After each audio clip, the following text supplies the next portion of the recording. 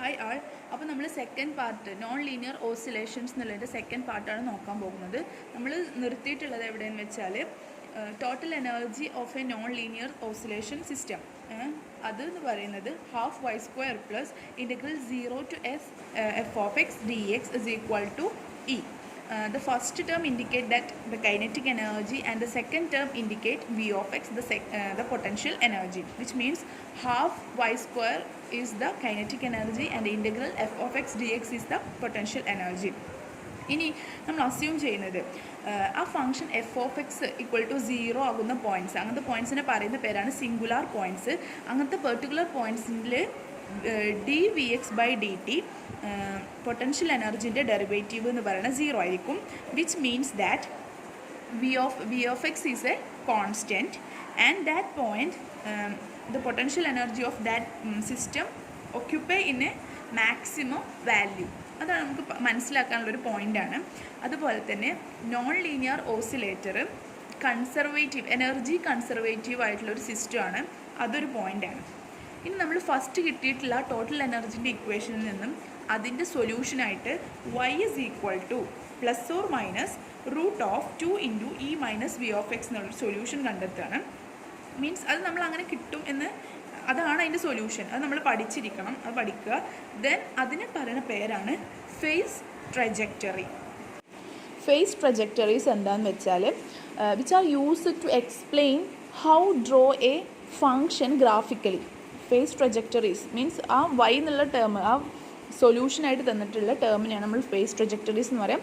Which are used to explain how draw a function graphically എന്നാണ് പറയുന്നത്.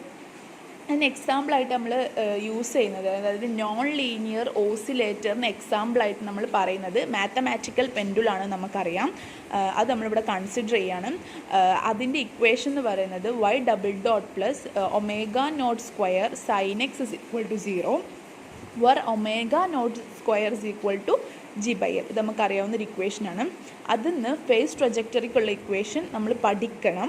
y is equal to plus or minus omega naught square omega naught root of 2 into cos x minus 1 minus E star.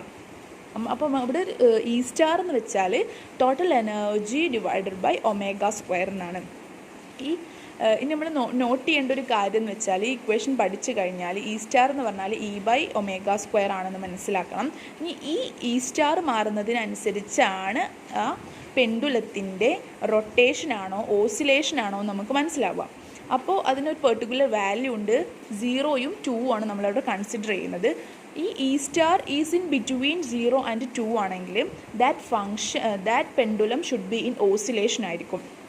അതുപോലെ തന്നെ if E star is greater than 2 ആണെങ്കിൽ that pendulum must be in rotation. അത് ഈ 2 point നമ്മൾ മനസ്സിലാക്കണം. ഈ 2 പോയിൻറ്റും നമ്മളെ ഗ്രാഫിൽ വരുന്നുണ്ട്. ആ ഫേസ് ട്രജക്ടറി വെച്ച് നമ്മളിനി എന്താ പറയുക അതിൻ്റെ ട്രജക്ടറി വരക്കുന്നുണ്ട്. അതിൽ നിന്നുള്ള കൺക്ലൂഷൻസിൽ ഈ 2 പോയിൻറ്റും ഇൻക്ലൂഡ് ചെയ്യുന്നുണ്ട് കേട്ടോ. ദെൻ ഇതാണ് നമ്മുടെ മാത്തമാറ്റിക്കൽ പെൻഡുലത്തിൻ്റെ നോൺ ലീനിയർ ഓസിലേറ്റർ ആയിട്ടുള്ള മാത്തമാറ്റിക്കൽ പെൻഡുലത്തിൻ്റെ ഫേസ് ട്രജക്ടറി എന്ന് പറയുന്നത്. ഇതിൽ കൺക്ലൂഡ് ചെയ്തിട്ട് പറയാൻ നമുക്ക് 3 പോയിൻ്റ് ഉള്ളൂ. അതായത് നമ്മൾ പറഞ്ഞു എന്ത്, E star is in between 0 and 2 ആണെങ്കിൽ അവിടെ ഓസിലേഷൻ ആയിരിക്കും. ഈ കർവിൽ ക്ലോസ്ഡ് കർവുകൾ ഉണ്ടല്ലോ, ഈ ക്ലോസ്ഡ് കർവുകളാണ് ഓസിലേഷൻസിനെ ഇൻഡിക്കേറ്റ് ചെയ്യുന്നത്.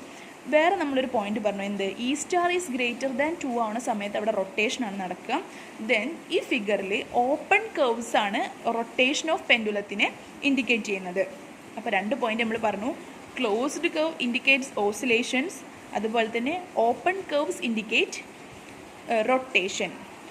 Okay. Then E star is equal to 2 എന്ന് പറയുന്ന ഒരു കണ്ടീഷൻ ഉണ്ട്. അത് ക്രിട്ടിക്കൽ കേസാണ്.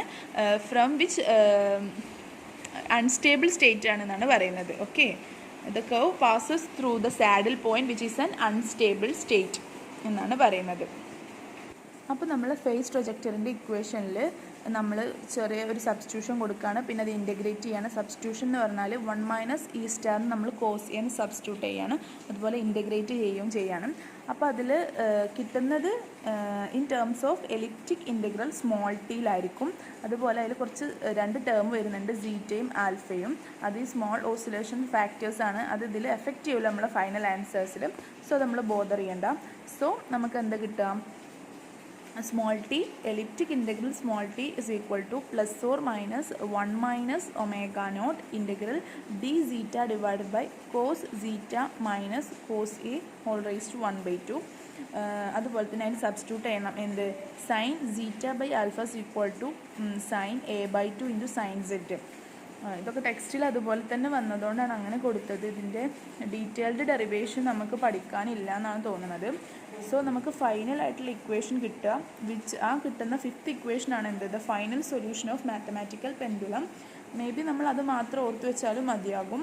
So small T, the elliptic integral small T is equal to plus or minus 1 by omega naught into integral 0 to infinity dz by 1 minus k square sin square z whole raised to 1 by 2, where k is equal to sin a by 2 and alpha is equal to sin inverse sin zeta by 2 sin a by 2.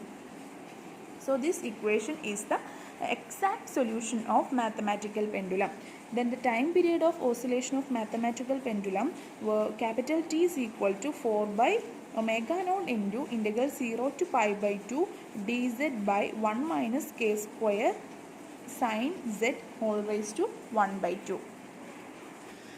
അപ്പോൾ നമ്മൾ in terms of complete elliptic integral k of കെൻ്റെ ടേമിൽ അതിനെ represent ചെയ്യുകയാണെങ്കിൽ അതൊരു linear ഇക്വേഷനായിട്ട് pi by 2 into 1 plus half square k square plus 1.3 by 2.4 the whole square into k raised to 4 plus etc.